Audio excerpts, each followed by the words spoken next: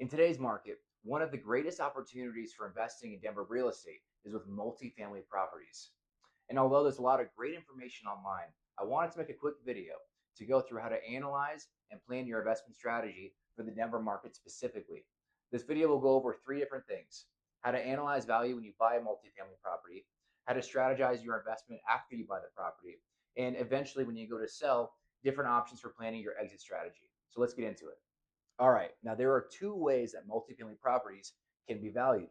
The first one is very simple, and it's called a gross rent multiplier, or GRM. Now, GRM is not commonly used by investors these days. It is, however, used by appraisers, specifically for properties that are 2 to 4 units. Now, keep in mind, 4 units and less is technically a residential property, meaning you can buy it with an owner-occupied FHA loan if you wanted to. The GRM, or gross rent multiplier, is simply the total rent divided by the property value. So if we had a 4 unit property that was getting 100K a year in gross rents, and that property was purchased for $1 million, you would have a GRM of 10. By the way, a GRM of 10 in the Denver market is very good. If you find one of those, you should probably buy it. Now, the second way that you can value a multifamily property is what's called a capitalization rate, or cap rate.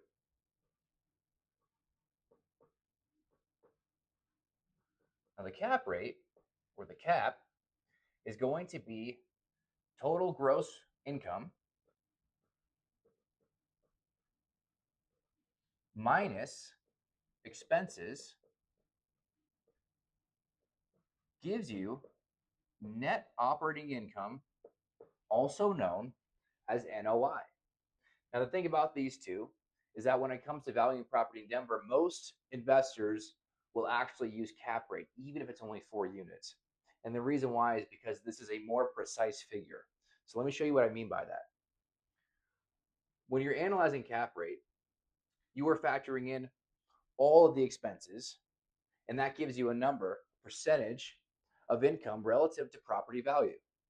So to give you some even numbers, to give you an idea what this looks like, let's say we have the same building.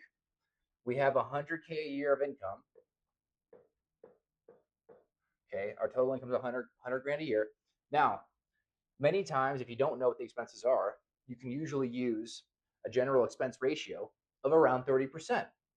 So 30% expenses gives us an NOI of 70,000. Now, if you were buying this property at a 7% cap rate, that property would be worth about 1 million, because 70,000 is 7% of 1 million. Now, one thing to keep in mind when it comes to analyzing property values based on cap rate is that many times there will be additional expenses that are not initially disclosed to you. Many times that's because the sellers have owned this property for a long time and they simply don't think of them. One that will often come up would be management fees. So if the seller doesn't use management and you're planning to use a management company, you want to factor that in to your net operating income so that you know what you're actually going to get every year. Another one would be called a vacancy rate. A vacancy rate, or a variable for vacancy, is how long it takes each unit to be rented out every year. So if these properties are signed on a 12-month lease per door, and every year you have to get a new tenant in place, how long does it take to get a new tenant? Many times a generalized figure would be like 5%, which is about 2 weeks. However, during a market fluctuation, such as the one that we're in now, it can take longer than that. It could take 4 or 6 or 8 weeks to get a tenant in place. And so what that means is that if you're not careful, you might think that you're valuing this property on 12 months of income per unit, and you're really getting 11 or maybe even less. So you want to keep that in mind too. Just to give you some examples of what expenses can look like and what they aren't. Standard expenses would be things like utilities. Whatever utilities aren't paid by the tenants are paid by the owner. Property taxes, okay, insurance, okay, And then we could do vacancy rate or concessions. In other words, how long does it take to get a tenant in place? And or what does it cost to get the tenant in place? So you'll often see with larger apartment buildings, they may have a promo, 2 weeks free, something like that. That's a concession. So these are pretty standard expenses. Okay. The only thing that you don't see here is the cost of debt or mortgage payments. And that's because your mortgage is your own personal choice. That's kind of subjective. It's not inherent to the property expenses because you could buy it with cash and you wouldn't have a mortgage payment. So loan costs or debt service are actually not relevant to a cap rate. So these are the two ways that you can value multifamily properties. And I generally prefer to use this one. Now let's get into something a little more exciting, which is investment strategy. Now, when it comes to planning your investment strategy for multifamily properties here in Denver, you've got a number of different options. I'll go over 5 of them with you today. The first one is to simply buy and hold. And you probably already thought of this. Now, Denver is a high appreciation market, meaning that many investors will buy properties here because they will appreciate over the long term, not necessarily because we have really high cash flow. Other markets will have maybe a 1% of property value every month. So you have a property worth 500 grand and it generates $5,000 a month in gross rents. We don't have that. Ours is closer to 0.5%, right? And so why would you choose to invest here for less rent than you would get in a different market? And the reason why is because our market appreciates more than most markets do, and we actually exceed the national average in terms of annualized appreciation over the last 50 years.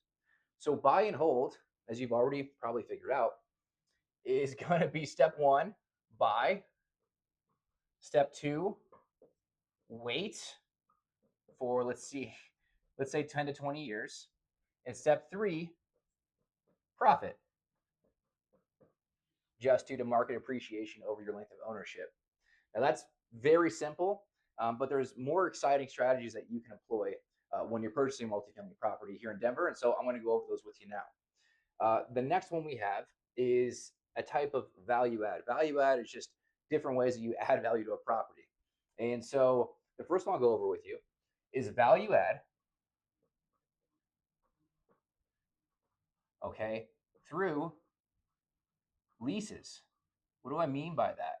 Well, many times what will happen, particularly with smaller multifamily properties where the owner has had them for a long time, maybe 20 years, and they don't use management, meaning they rent them out themselves.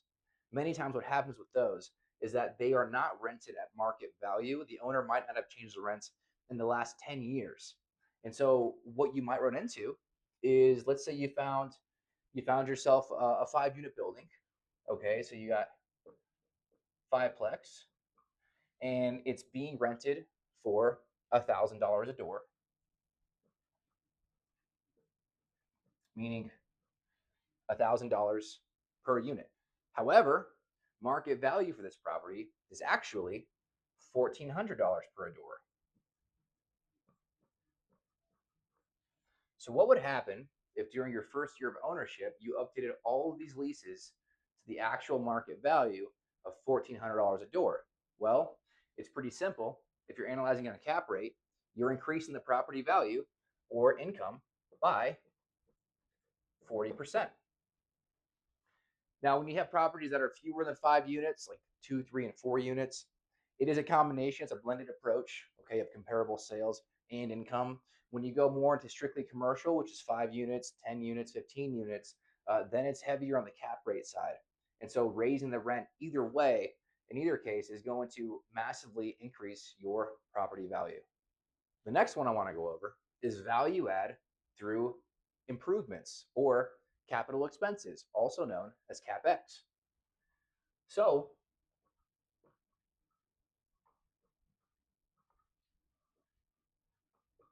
CapEx. What do I mean by value add through improvements? Well, let's say you bought a 5 unit building and it was getting $1,000. So 5 units, getting $1,000 per door. Okay. Now these leases are pretty old. So you could already improve it to, let's say, $1,300 or $1,400 per door. However, there's also an opportunity here to improve the condition of the units themselves. And what you find when you analyze the purchase is that many times properties in that area that are the same size with nice finishes are actually renting for $1,750 per door, which is a huge jump up from $1,000. Now, let's say the cost to improve these units is $40,000 per unit. So 5 units, 40 times 40 is 200K in capital expenses. Now, if you bought this property with 5 units at $1,000 per door, it's $5,000 a month in gross rents. It's $60,000 a year in gross rents. And if you factor in a standard 30% ratio, it's about $42,000 a year in NOI. So you bought the property at a 6% cap rate on $42,000 a year NOI. It comes out to about $700K. So we've got 42,000, okay, at a 6% cap rate, which is pretty much the average for the Denver metro area. Some areas a little bit higher, some a little bit lower. At 6%, that comes out to $700K. So you bought the 5 units for the $700, all right? Then you put $200 into it. So now you're into this for $900 with your capital expenses. So far, you're all in for $900,000. Well, what would happen if you went from $1,000 to $1,750 per door? Here's what it looks like. You would now have a monthly income of $8,750, up from $5,000. $8,750 a month. Over the course of a year, your gross rents are going to be $105,000 minus your 30% expense ratio. Minus 30% is going to bring you to $73,500. Now, valued at a 6% cap rate, would bring you to $1.225 million. So you bought it for $700. You spent $200,000 on improvements. So you're all in for $900. After you do that and get new leases, the building is now worth $1.225 million, roughly, meaning that your added equity is about $325K.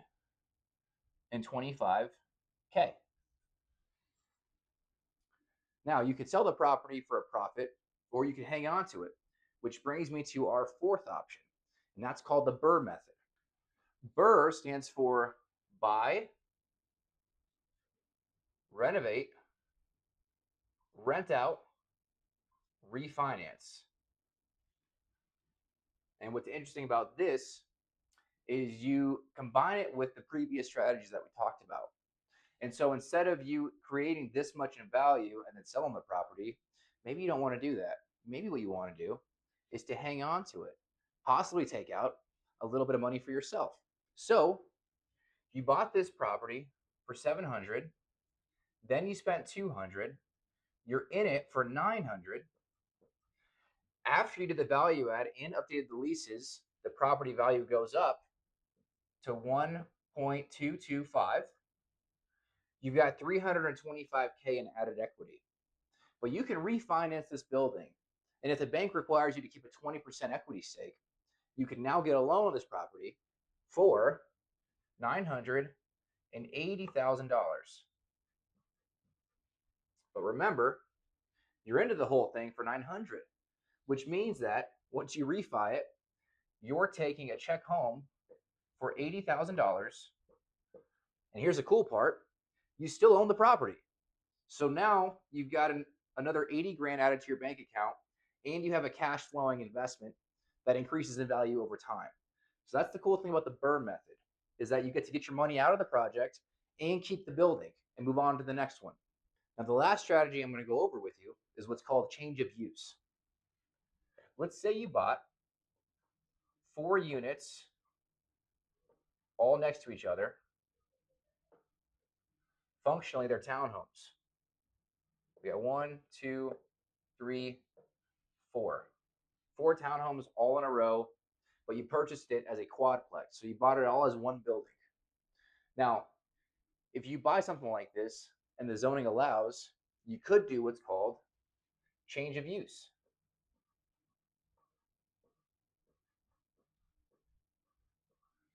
Meaning, you would separate these from being one building of 4 units to 4 individual properties. Okay. And the way you would do that, first of all, making sure the zoning would allow for it, but you would need a couple of things. You would need a party wall agreement.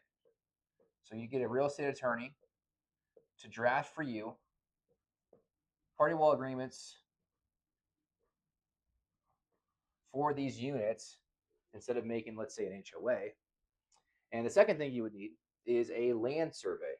Okay. So you'd hire a survey company and get a land survey. And then you would take this over to the county and apply for what's called a lot split.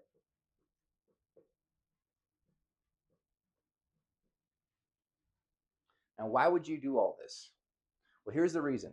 Let's say you purchased this building, 1, 2, 3, 4 units, and you purchased it for $1 million.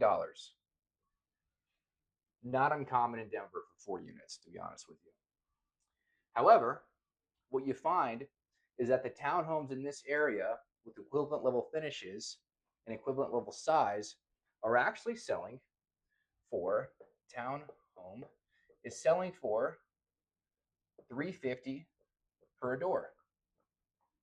And so what that means is that you purchase this building for $1 million, but if you chop these up into individual townhomes and then sell it at a later time, you've increased the value from 1 million up to 1.4 million, doing nothing else but changing how the building is used.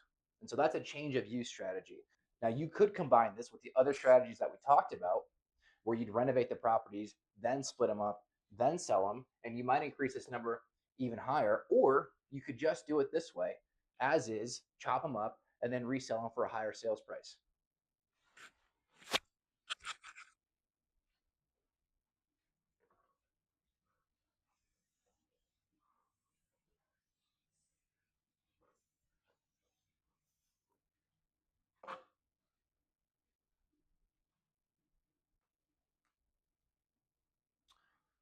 Now, the last thing we're going to go over is your options for selling or your exit strategy. I'm going to preface this by saying I'm not a tax advisor. Speak with your tax advisor regarding anything I talk about here. All right, option number one is always to sell the property and pay your capital gains taxes. So you could sell and pay cap gains. And for a lot of people, that's a fine option, especially if you have enough to justify wanting to sell it and pay the capital gains. However, option number two is that you could sell this property and then do an exchange. So you could sell and 1031 exchange into your next project. So using our example, you've got 300 or 400K in gains. You sell the subject property, the first one that you bought. You take your gains, you roll it into your next property, and you start all over again. Third option with this, and this one's actually less commonly known, is you can actually do a 1031 exchange, but instead of selling and replacing it with a property that you own yourself at a single property, you can actually do a 1031 exchange and convert it into shares in a real estate investment trust.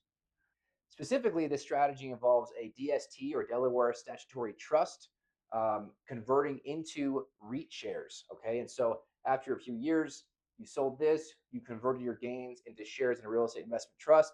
That real estate investment trust can pay you dividends every year, very similar to what you might have had in terms of income. Oftentimes, it's higher. It could be 10% or higher from a collection of properties that you own shares in rather than one single individual property. And the benefit for doing that is you have no management and no maintenance that you personally have to deal with. So this is a very popular option for an investor who no longer wants to be a landlord, but doesn't want to roll their equity into the next venture. And the last option is over a long enough period of time, if you happen to own the property outright, you can sell it while offering seller financing. And this would allow you to take a large down payment from the buyer, the same way the bank initially took one from you, and then collect mortgage or monthly payment checks every month, the same way the bank would take one from a buyer. Seller financing can be a very popular option for someone who has a similar goal as the REIT investor. They don't want to necessarily manage the property or be a landlord anymore, but still want to have consistent income coming from their real estate investment. That's everything I have for you in this video. If you have any questions, please let me know. I hope this was helpful for you, and I appreciate you watching. I'll see you next time. Bye.